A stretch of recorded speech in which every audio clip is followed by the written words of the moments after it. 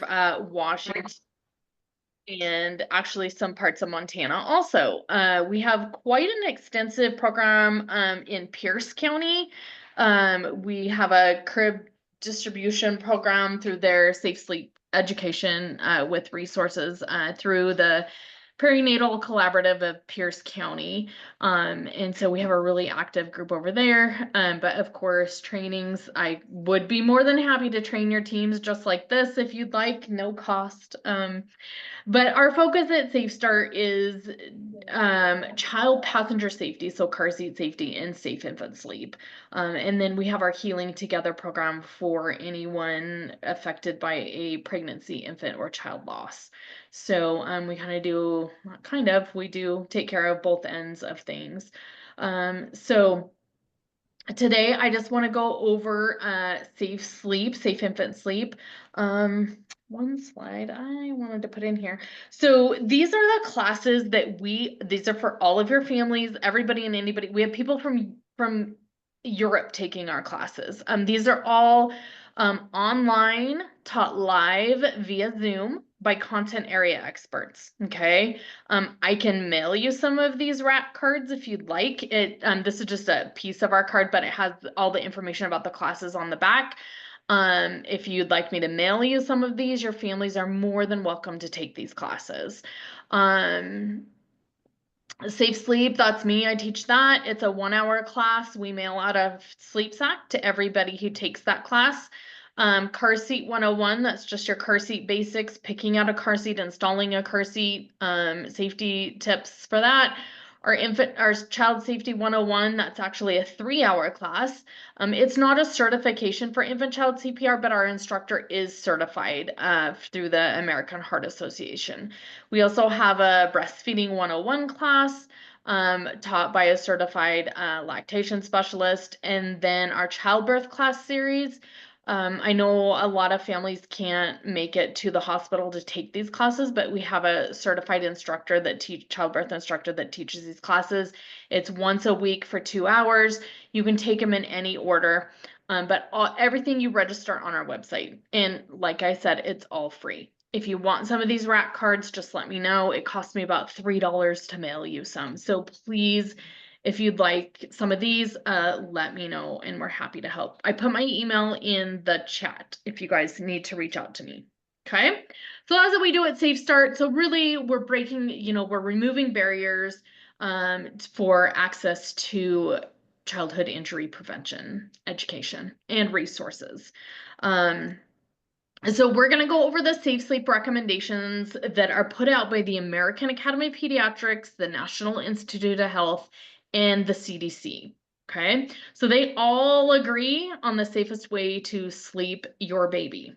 Okay, and this, you guys, this is basically the safe sleep class that I teach parents. So you can, feel comfortable referring, hopefully we'll feel comfortable referring families to the safe sleep class because you're already taking it. So the recommendations are put out through baby's first birthday. Okay, not just the first 6 months, but all the way through baby's first birthday. And the simple message is babies sleep alone on their backs in a crib for each and every sleep. So we're going to break it up into each one of these sections. So alone means they need to be in their own safe sleep environment. So not, there are 4 spaces for safe sleep, and we're going to go over those individually. But what we don't want to happen is bed sharing or surface sharing. So sharing a sleep surface on a bed, a couch, a recliner with babies. I sit on 3 infant death review teams actually for the state of Washington. So I review the deaths for Pierce County, King County, and Snohomish County. And the majority of the deaths that we see in those reviews and nationally are these babies are sharing a sleep surface with an adult, another child. We just had one of those at our most recent review. Babies get smothered, they suffocate, they get rolled on top of, they get pillows on top of them, blankets, wedged between the wall and the mattress. Really dangerous sleep positions of in an adult bed, on a couch, in a recliner. And so the recommendation is to room share with your baby for at least for the first 6 months. So in their own crib, bassinet, cradle, or pack and play, pushed away from your bed a couple of feet, in case, so things don't fall into baby's sleep space. So room sharing at least up for the first 6 months.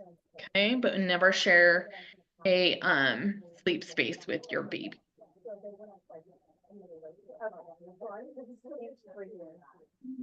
Let's see.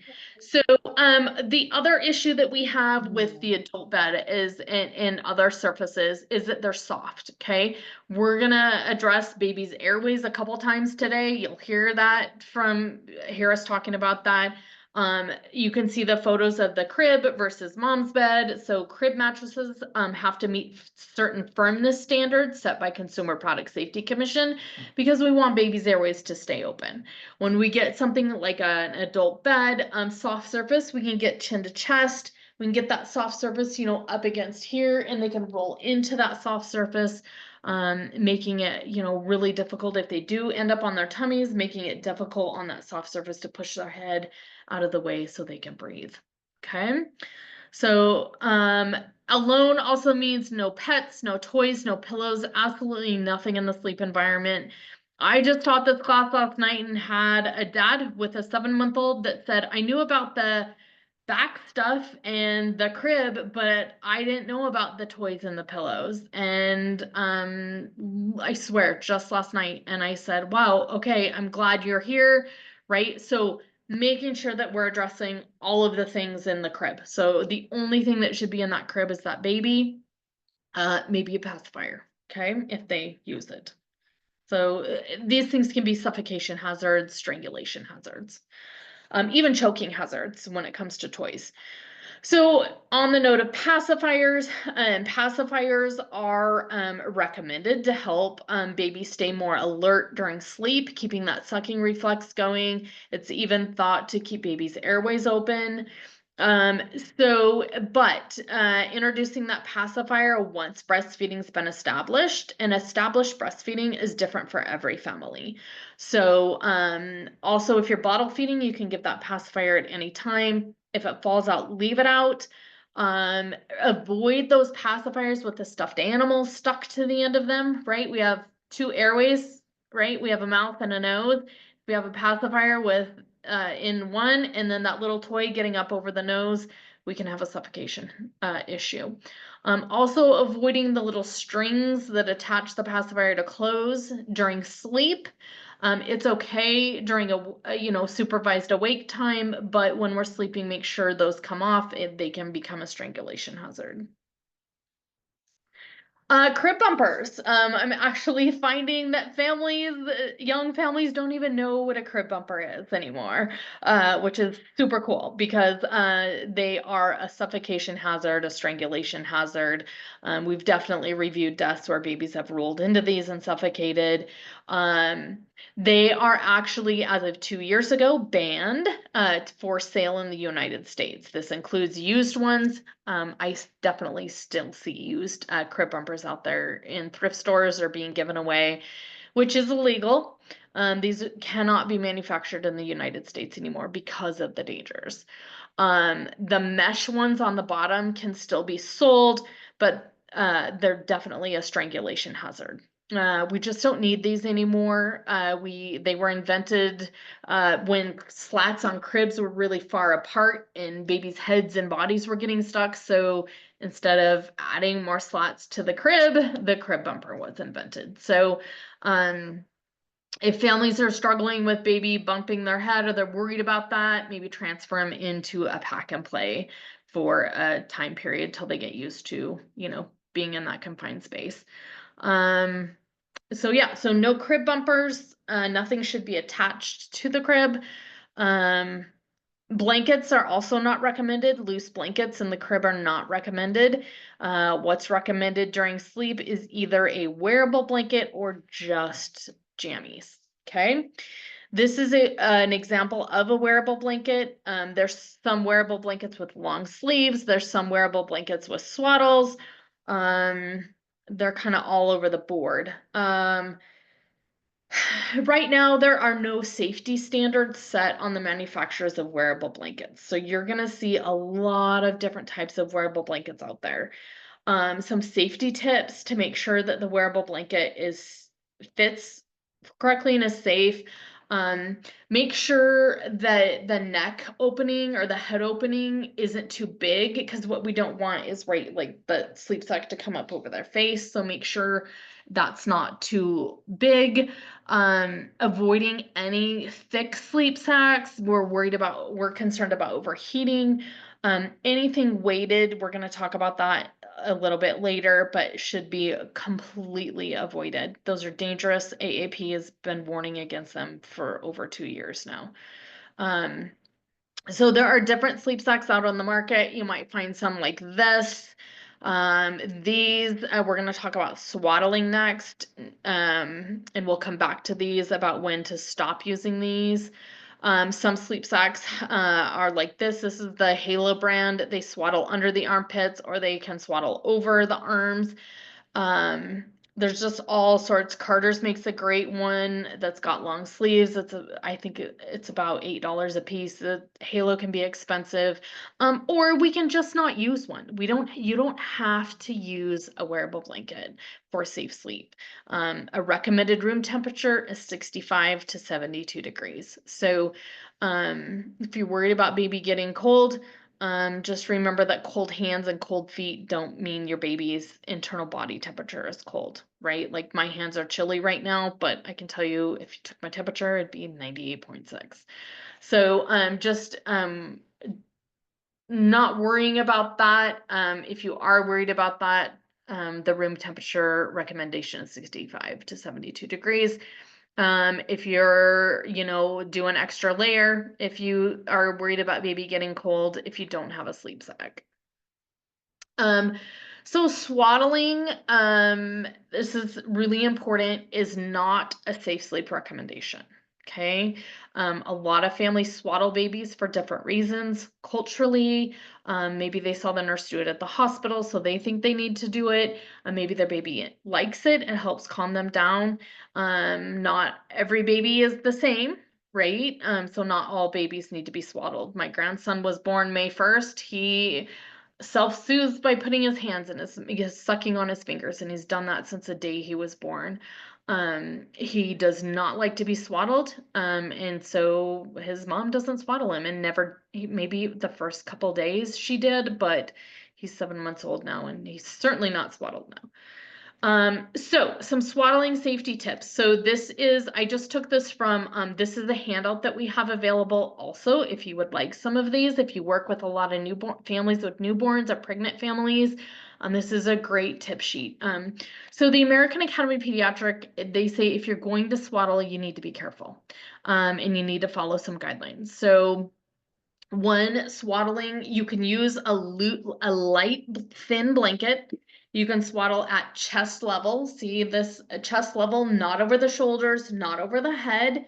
You don't want to swaddle too tight to constrict breathing, but not too loose that swaddle blanket's going to come undone. Okay, so for our families that are planning to swaddle, making sure that they follow those recommendations. That's why we really like the swaddle blankets. Is because they don't come loose and up in baby's face. The other really, really important thing is that as soon as your baby shows any sign of rolling, those arms have got to come out of that swaddle. Those babies, because what we don't want is a swaddled baby ending up on their bellies and not being able to push their face out of the mattress. So really important, sign of rolling, okay? These are all different signs of rolling. Lifting their head and shoulders more during tummy time, rolling onto their shoulders or their side. When they're on their back, doing that whole turning in circles thing, or there could just be no signs at all. Okay, they could surprise you, and it is time to get those babies out of that swaddle. Around 6 to 8 weeks is going to be a good guideline for that. Okay, so if you're gonna swaddle, try to use a swaddle sack. If you don't have a swaddle sack, use a thin blanket, swaddling at chest level, not too tight, not too loose. And then, of course, watching for signs of rolling and stopping swaddling when that happens. Okay, so that is the first section of alone. I like to always stop and does anybody have any questions or thoughts? Maybe some things that you might struggle with families when it comes to the alone part, when it comes to bed sharing, swaddling, that kind of thing. I'm happy to, you guys can throw it into chat. I can't always see chat if you want. Let's see. What about cultural examples? Oh, cradle boards. Okay, yeah. So yes, so cradle boards. The American Academy of Pediatrics actually addressed cradle boards in their most recent update in 2022. And they said cradle boards can be a great source, a great safe sleep space. You're just making sure that that cradle board is flat, not at an incline, and in their crib, flat on that cradle board. Okay, it can be a great safe sleep space, making sure they're not too hot, not too tight of a swaddle. But yeah, so yeah, totally. Thanks for asking that question. Okay. All right. If you guys think of something, feel free to throw it into chat and I'll push it up, answer your questions, or if you want to unmute, I'm game for that too. So whatever you guys want. Okay, back to sleep for every sleep. This includes nap time. Well, oftentimes we think of it just during nighttime, but nap time also. Back to sleep. So when is it safe to let my baby sleep on their tummy? So if your baby gets there on their own, and they're in a safe sleep space, they can choose their sleep position. But all the way through that first birthday, we always want to start them on their back for every sleep. Okay, I'm gonna show you this little choking video.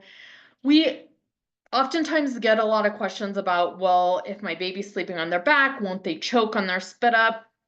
Usually it's coming from grandparents because well, not quite me, but before the early 90s, families were taught to sleep babies on their tummies in case they choked. So I'm going to show you this. Oh, I'm going to have to reshare this again, I think.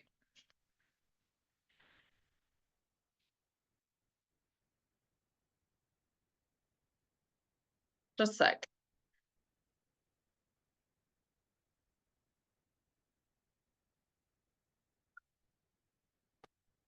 When sleeping on their backs, babies are less likely to choke when they spit up.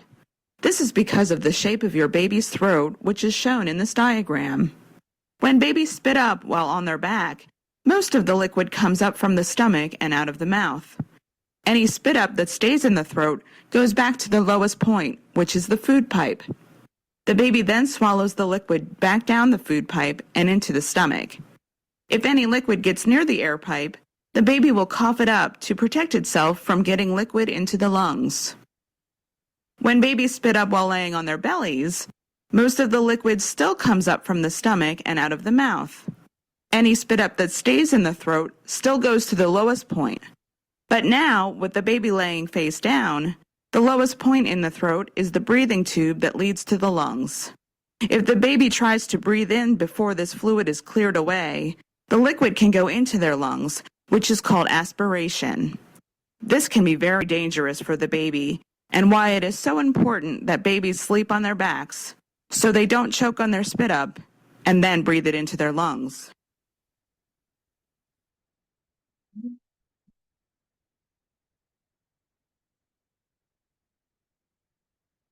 So that video is on a similar video. It's not that exact one. It's on our website. If you guys have families that are just totally hung up on that, maybe try showing them that video. This is a great illustration. This is actually in the National Institute of Health Safe to Sleep campaign Safe Sleep booklet. By the way, I should share that with you guys.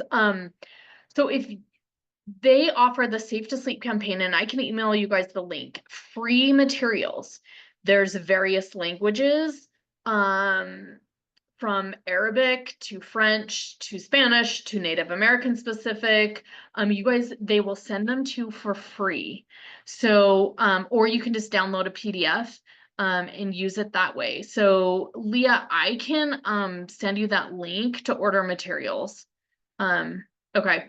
And it's totally free, you guys. So it's a great, that's what we use when we're, tabling, talking with families at our car seat checks, we're handing out the Safe to Sleep campaign materials. Because one, it's evidence-based, and two, it's free. So anyways, this illustration is in the Safe to Sleep booklet for parents. So I can send you guys that. I would highly encourage you to order them. It's up to date.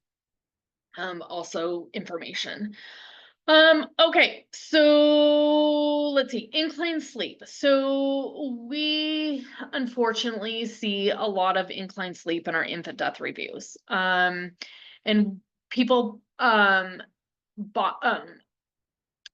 babies to sleep on an incline. So on pillows, on the breastfeeding pillows, sleeping in swings, sleeping in bouncy seats. And what happens is, again, with airways, we get chin to chest or head to the side, or babies slide down and slump in an unsafe sleep position. And so just to clarify, even if your baby has a stuffy nose, we still don't want to incline for sleep. You can incline them during the day, like when they're awake, or you can hold them while you're awake if they're sleeping, but don't incline sleep. Don't let them sleep at an incline. Babies with reflux or spitting up often. We've known since very clear studies from 2009 that incline sleep does not help with babies with reflux. It puts them in a dangerous, unsafe sleep position, right? And so the wedges, sleeping in car seats, propping them, that is definitely not recommended. It works for adults, but we have a much stronger, firmer airway, developed airway, and it does help for adults, but it does not help for our infants. This is a great illustration that I use to show parents. A drinking straw is a very similar diameter and flexibility as your baby's airways. And so we want baby's airways in that neutral position, not hyperflexed or hyperextended, right? When head goes back or forward. And so just making sure our baby's airways are always in that neutral position. But a drinking straw is a great comparison for baby's airways. Okay, so baby wearing can be a way that people transport babies. We want to avoid any on that bottom, any sling-like position. That sling actually is recalled because chin to chest, right? So we recommend following the TICS checklist. So baby upright, baby's head here. You can bend down, kiss the top of their head. Heads turned to the side. Nothing's covering baby's face. Baby's head's in that sniffing position, so up like this. That's also the position recommended for skin to skin. And so making sure you're watching for signs of overheating, red cheeks, sweat on the neck, rapid breathing, and and again, nothing covering baby's face. So this is a great illustration, great checklist. You can find this anywhere, but I usually send out like to families, which I can send to you guys too, just like a follow-up email that has this illustration in it, but you can really find it if you just Google it and Google image TICS checklist. Okay, so car seats, sleeping in car seats. I'm actually a child passenger safety technician instructor. We do car seat checks here at our office, and we actually travel to small rural communities and bring our mobile safety lab and bring car seats and safe sleep cribs and information to families in our rural communities. Car seat checks. I highly recommend that every family with kiddos gets their car seats checked by a child passenger safety instructor. Or not instructor, technician. There are check sites all over the United States. I can send you guys a link to see where your nearest check site is. Maybe you already know where it is. But sleeping in car seats is not recommended unless you're driving, because of this positioning right here. This kiddo is not in this car seat safely. She's really slumped forward. If she came into the check, I would move, and this is for every baby rear facing, move their bottom into the crack of the seat, make sure the whole length of their back is against that car seat. We would tighten up her harness. We would move her little chest clip, the gray thing right here. We'd move that up to armpit level. And to make sure a baby's harness is tight, this is forward and rear facing, we do what's called a pinch test. So if on top of the shoulder, you can pinch harness fabric, their harness is not tight enough, so you need to tighten that down. For rear facing, the harness needs to go, see up here, you can't see it that well, but see where the harness goes into the car seat. See how her shoulder's way down here? And that harness goes into the car seat above her shoulder. We want that harness to go into the back of that car seat at or below her shoulder. It's at or above for forward facing, but at or below for rear facing. Okay. We also just created this handout because we're going to be doing some outreach work for our child passenger safety techs and asking them to talk about safe sleep at their car seat checks. And this is a great little handout that we use. We do the pinch test, shoulder harness height, making sure the car seat is level while it's in the vehicle. Avoiding using blankets in the car can get over a baby's face. Avoid using hats in the car, avoiding using big puffy coats because you can't get the harness tight enough. So making sure it's taking that out. So this is also a handout that I'm happy to mail out if you guys would like some. If that would be helpful for you. Making sure babies aren't sleeping in their strollers and their car seats. It's not recommended, but that is incline sleep. The stroller needs to lay flat, and if babies are going to be sleeping. So babies should not be in their car seats outside the vehicle, moving vehicle. Okay, so tummy time, also super important. AAP put out their guideline. They've always said tummy time, but they actually indicated an age and a time for tummy time. So, by 7 weeks of age, baby should be doing 15 to 20 minutes of supervised awake tummy time every day. Okay, I'm gonna check chat.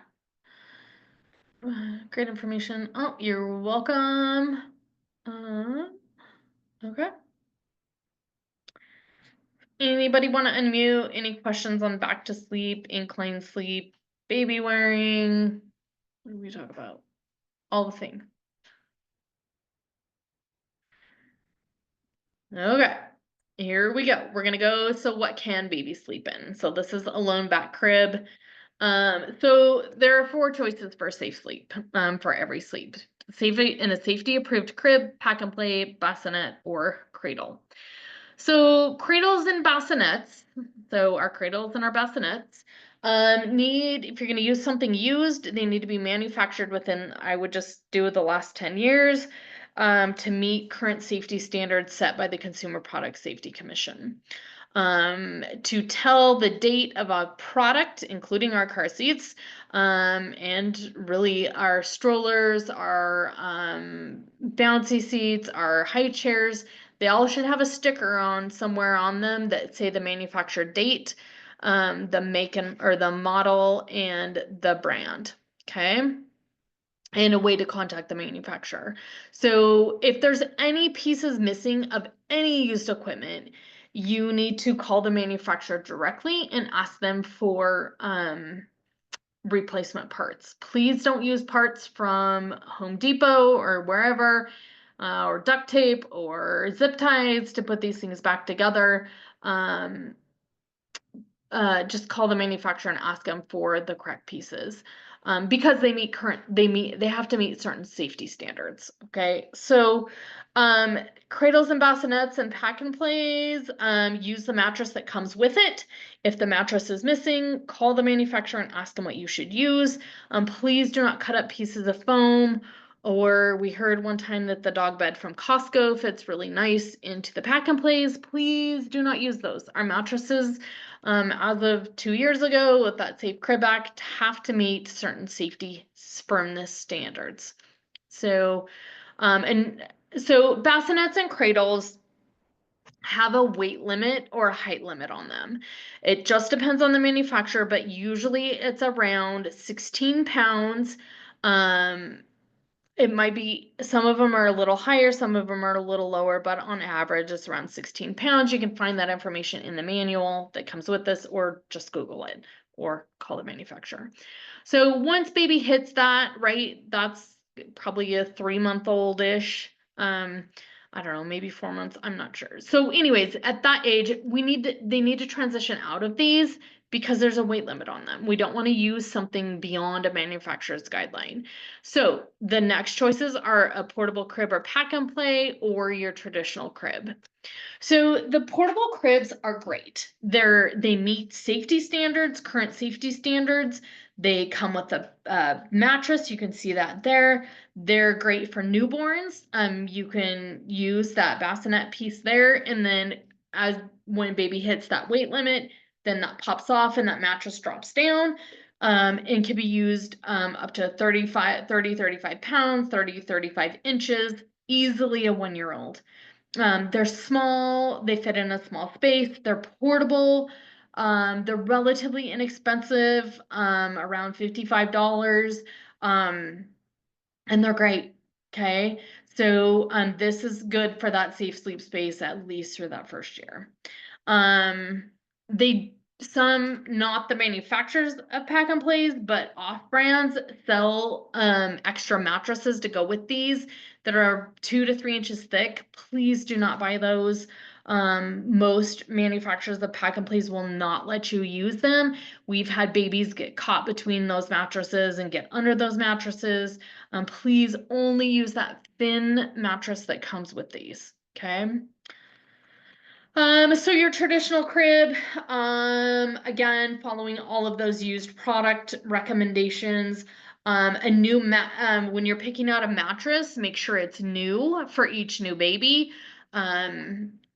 because they do break down and turn into a soft surface.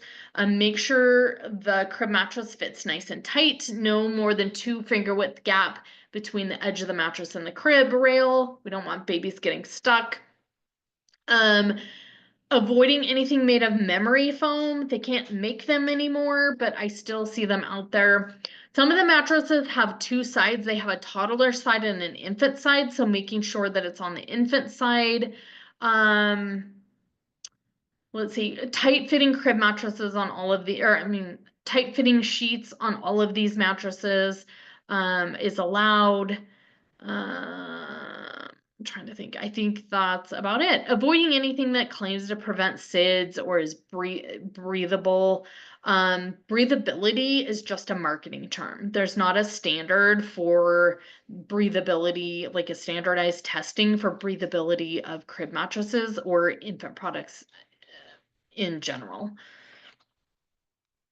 Okay, so just a quick little overview. This is what your baby's sleep space should look like for every sleep.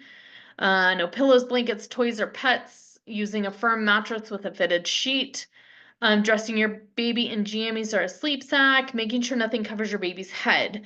AAP expanded this guideline to say no hats during sleep, no hoods, no headbands. Nothing should be on your baby's head during sleep outside of the hospital. Okay. It can be an overheating risk, can fall off, and be a suffocation risk. And then, of course, back to sleep. Okay, that is it for safe sleep. So I want to spend the last 20 minutes talking about products that are out there that are not safe for sleep, that we see often or get questions about often. I actually sit on a national team working with Consumer Product Safety Commission to set safety standards for sleep sacks. And so we, of course, are looking at all the different products that are out there, when it comes to infant sleep safety. So this is an old car seat from probably the 60s. We've come a long ways, right? So the whole kind of theme for this whole presentation is we know better, so we do better. We have better science, we have better data, we have better engineering, we can do better, because we know better. So, swaddle bands, this came out of my work with the sleep sac committee. Not recommended, okay? These can slide up and down the baby, get up over into baby's face and be a suffocation hazard. If there is a swaddle on a sleep sack, make sure it's attached to the back of the sleep sack. Incline sleep, we see a lot of crib wedges, crib positioners. These are definitely not recommended. The one on the bottom is actually recalled because it strangled and suffocated babies. So these are not recommended. Incline sleep, suffocation risks.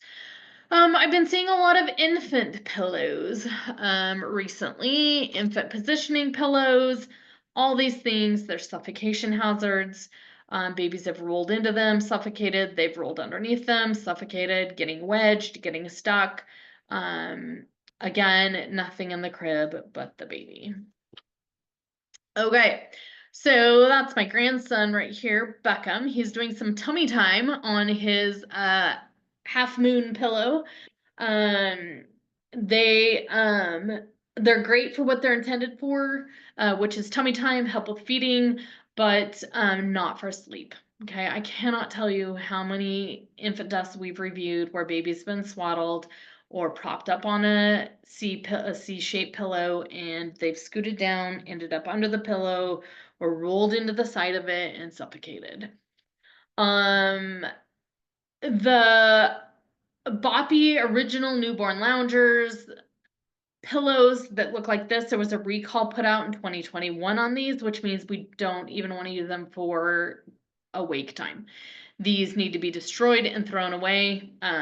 We've had suffocation deaths in these, and Boppy obviously recalled it. I think you can get a refund, maybe like $10 or something, 10, 20 bucks or something if you show them a picture of you destroying it. But check your church nurseries, check your daycares for these types of recalled products. Any type of sleep hammock. I mean, we have soft surface, we have chin to chest, we have a falling hazard, we have a strangulation hazard with these. Any sort of DockATot, any sort of nest, pod, in-bed sleepers, none of this meets our current safety standards set for cribs, bassinets, cradles, and pack and plays. We've had deaths in these products. Babies have rolled into these, they've suffocated.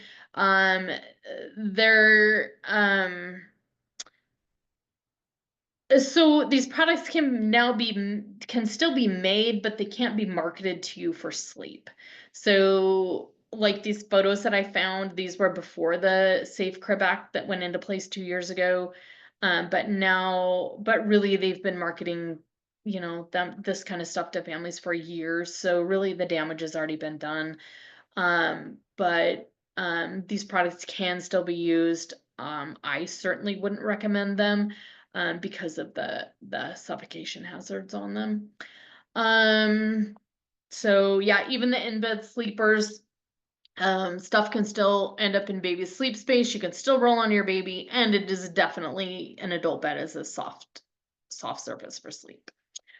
If you're not familiar with these are the rock and plays.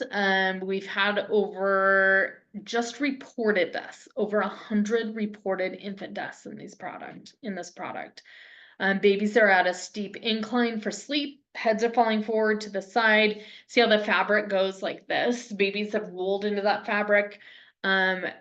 Avoiding these entirely. If you see that, I just saw one for sale on Facebook last week. Facebook Marketplace. I let them know it was illegal to sell these and offered to come pick it up, but of course I didn't hear from them. So if you guys see any of these, please destroy them, rip them apart, destroy them.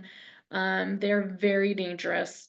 And anything, right, called a rocker, a sleeper, a napper, a lounger, this is really the manufacturer's way of getting around the safety standards for a crib, pack and play, bassinet or cradle. What about the use of Nestor pods as napping place on a couch with parents present? No.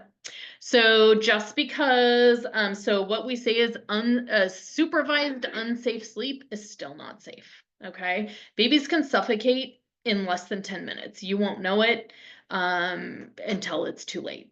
Okay. It's quiet. They don't cry out. They should not be, I mean, we get distracted so easily from our cell phones, from other kids. They are definitely not safe ever, even for nap time. Good question.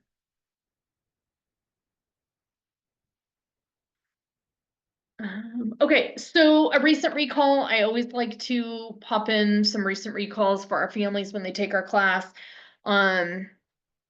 This was a swing. Leah, I don't remember if, did we talk about this? I do not remember talking about this specific. Okay. Okay. So being aware if families or you're an organization that gives used equipment, this was a huge recall. The fix for this is removing, see these infant cushions right here, is removing those. You can still use the swings, but not for sleep because swings are not for sleeping. You can still use them for what their intended purpose is, which is to use for awake supervised awake time. Okay, so you can get $25 for removing the cushions because what was happening is babies were suffocating in the cushions and their heads, those cushions were pushing their heads too far forward.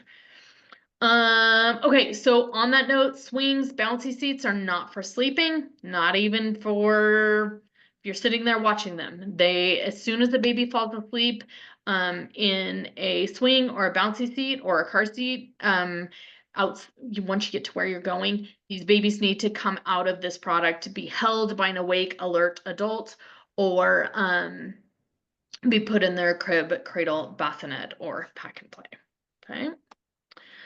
Weighted sleep sacks, there's a couple major brands out on the market. Fully weighted sleep sacks. Some sleep sacks have a weight on the baby's chest. They claim to make your baby sleep longer, which developmentally babies shouldn't be sleeping long periods of time.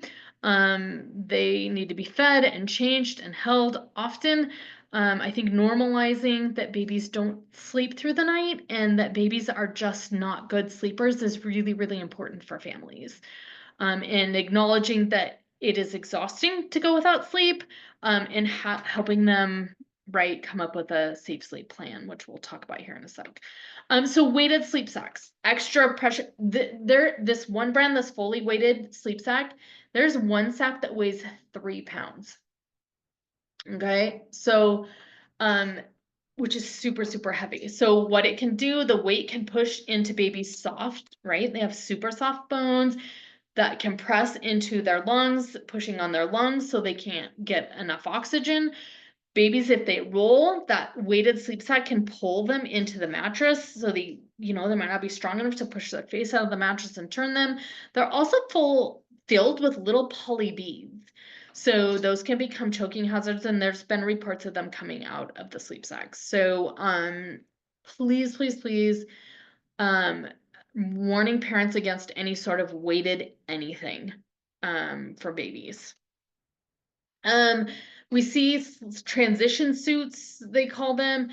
These are thick. They can be an overheating risk. They can also, don't let babies' hands come to midline. So our physical therapists have issues with them, have said that they have concerns about them. So avoiding, again, it's a swaddle product because the baby doesn't have free range of motion of their arms, right? So being aware of those. Over-the-counter monitors, some hook to baby's foot, some hook to baby's diaper. There's a swaddle band one. There's one that's like in the fabric. There's all sorts of these out there. American Academy of Pediatrics, they say, we want you following the ABCs of safe sleep. We do not want you relying on an over-the-counter monitor. So these are, their claim is that they go off if your baby's oxygen drops, or if their heart rates get wonky, an alarm goes off. These are not regulated for safety or efficiency. So do they actually work? We don't know. Are they safe? We don't know, because there's not national standards that these manufacturers have to follow. They're really truly playing off the fears of parents. So what we tell parents in hopes that it helps is that if your baby needs a monitor, your pediatrician is going to prescribe one, and it's going to be a hospital grade monitor. So that can kind of help with parents' fears. Okay, so really important, like I mentioned a couple slides ago, is just acknowledging and making it normal that babies don't sleep, right? My grandson sleeps for 3-hour blocks of time right now, and he's 7 months old, right? He needs fed, he needs change, they're up. Babies are not made to sleep for long periods of time. They just developmentally don't. And so making sure that you're addressing that with parents and normalizing that, I think, is really important. So encouraging families to have a safe sleep plan. Do they have the tools? Do they have a crib, bassinet, pack and play, or cradle? Do they have a wearable blanket, or do they have jammies for their baby and a pacifier? And that's it. Do they have the knowledge of safe sleep and the risks of not following a safe sleep? Please send your families to our classes. I would love, love, love to see more families in our classes. And of course, now you're you're up to date on the safe sleep recommendations, so please share this information with them. It is vital. This is a safety subject, so making sure that we're talking about this as a safety subject, just like we talk about car seat safety, water safety, fire safety. Let's talk about safe sleep safety for that first year. A kind of a good comparison is last year we had around 400 deaths of children due to hot cars, right? Kiddos being left in hot cars and they overheat and they die. You know how many infant deaths we had last year? This is age 1 month to 12 months of age. We had 3,700. Okay, so, and that's just infants compared to 400 deaths of children of all ages in hot cars. Okay, we don't hear about these deaths. They're not on the news. The majority of these deaths are preventable. And so please, please, please, this truly is a safety subject. And that's a great way to approach this with your families.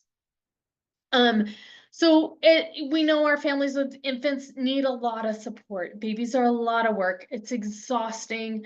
Help them identify supports in their families, in their friends, in you, in your agency. How can you support these new moms, new families with newborns, okay, and infants? Because as if you are a caregiver, you know how much work a newborn and a new baby is.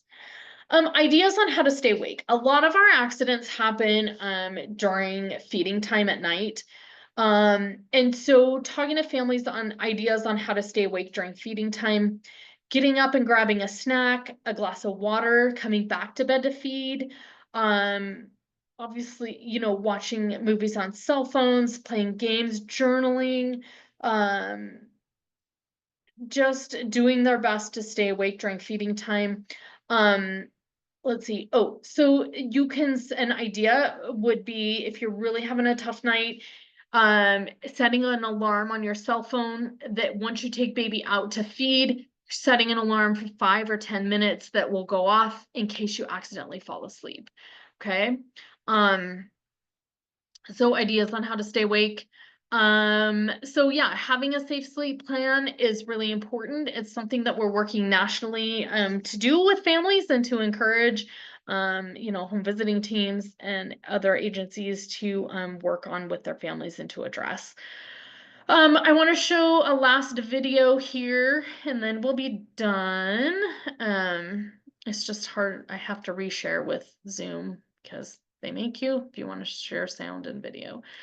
So you're gonna meet Dr. Hankey and his wife Mara and their three kiddos actually, and their story about Sleep Baby Safe and Snug and their son Charlie.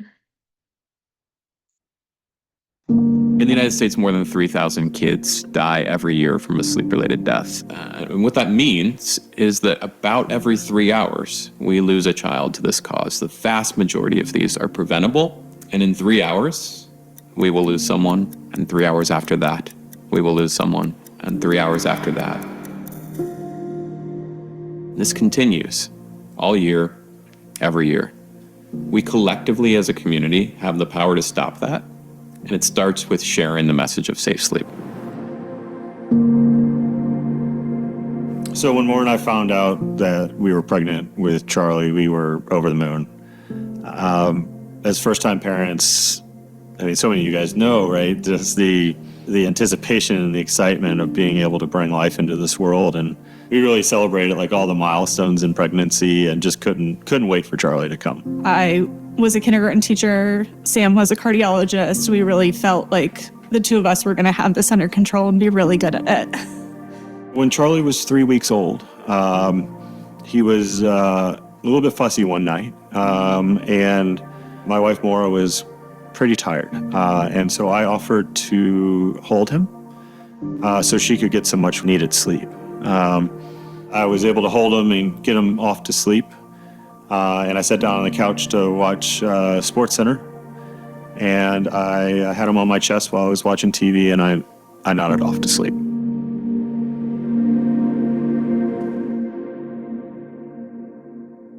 True case of SIDS is a child is put down to sleep and there's no risk factors associated with that. So that child is alone on their back and in a crib, and that child passes away for a truly unknown reason. That does happen, and it's extremely rare. What happens much more frequently is a child is put down to sleep with a known risk factor. And it could be prevented by following the safe sleep practices, which is putting your baby to sleep on their back in their own separate sleep surface with nothing around them. Parents needed to learn about safe sleep in a new way. When we were taught about safe sleep in the hospital, we were given a brochure that we never read. I'm not even sure it made it home. So we wrote a board book. It's called Sleep Baby Safe and Snug. It gives a new family, a new parent, a book that they can share and read with their child, but it also is a way for them to remember how to make sure that their baby's in a safe space when they're sleeping. Taking what are the evidence-based recommendations that come from our scientific communities and distilling them down into materials that are really understandable for families. There's also videos that Charlie's Kids Foundation has created, and these videos are very relatable. It's like talking to a friend. It's a quick video saying, like, we know that safe sleep is hard, and we know babies don't sleep through the night, but we also know that they will, and we're here for you. I think that means that it is unquestionable that there are kids who are alive today who would not otherwise be alive without Charlie's gift to them. He's still affecting families and lives around the world and making sure that the same thing doesn't happen to them as it did to us. I just think it's amazing how one person can impact that many people. My hope is that when people hear our story, that they practice safe sleep with their own infant, that they remember our story when they're exhausted so that they can muster up the energy to put their baby to sleep safely. One infant loss due to a preventable death is one too many. We need people like you to come along with us and help us make a difference. Please visit charlieskids.org to find out all the different ways you can support our mission. I need to update that slide to 3,700. We just got our new numbers and it went up this year. So Charlie's Kids Foundation, they have some really great snippet videos. You guys can share those on your social media. You can show them to parents, all different subjects. They're really, really good. So Dr. Hankey is actually a pediatric cardiologist. Him and his wife Mara and their kiddos are great friends of ours. We met through the child loss community because I too had a son that died in 2003. Mason, at 5 months old, he was put to sleep on a couch and he rolled into the back of the couch and he suffocated. And Mason died in 2003. Charlie died in 2008. The safe sleep recommendations that we just went over came out in 2012. So all we had was back to sleep. That's all that had been out since the 1994 was put your baby 93, put your baby back to sleep. But we didn't have the science, we didn't have the data, we didn't have the recommendations. And so we, didn't know. And it's obviously the reason why I do this work and why I'm so passionate. I've been doing this work for 15 years. And I hope, that you will share our stories with the families that you serve, your own family, remembering their stories when it's a tough night. And it's easier, to snuggle your baby in bed with you than put it in its own crib. That's, what we hope that our stories will be shared, far and wide, and be able to, you guys to share those with your families. So, I'm just reading chat. So anyways, I hope you guys found this helpful. Reach out to us if you need materials. The Sleep Baby Safe and Snug books, I'm happy to send you some of those if you'd like. Just email me. My email is liz@nwsids.org. Let me see. Liz@nwsids.org. Okay, I put it in chat again because I had a request for that. So, again, like our website has a video library, it has some videos on it. Feel free to use those, but that's all I have. Does anybody have any questions they want to ask? But great questions. Oh, thanks. Thanks, Leah. Thank you. We appreciate your time today so much, Liz. Thank you for being Oh, here you're and welcome. sharing. And thank you to everyone who came today. I hope that you have something new that you can take to the families, and knowledge is power. Yep, for sure. So, okay, well, you guys have my email. You're welcome. I'm reading all your guys' thoughts. So you guys are welcome. I'm happy to help with whatever. If you have product questions, if you need help talking to a family about something, if somebody is struggling with, transitioning out of swaddling, like seriously, just message me. I have a direct contact to the AAP Safe Sleep Task Force, the the Consumer Product Safety Commission, like we're totally happy to help. So just reach out. Perfect. Thank you guys all so much and have a great Wednesday. You too. Bye. Bye.